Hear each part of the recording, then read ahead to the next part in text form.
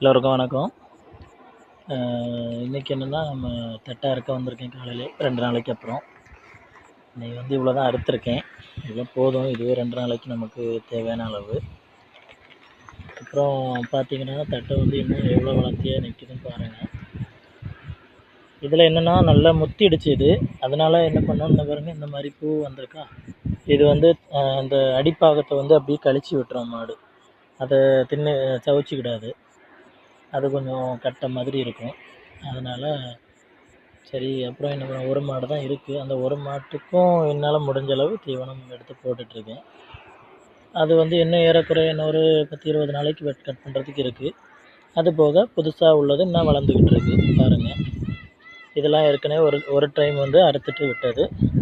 நல்லாவே தடுத்து வந்துட்டுருக்கு.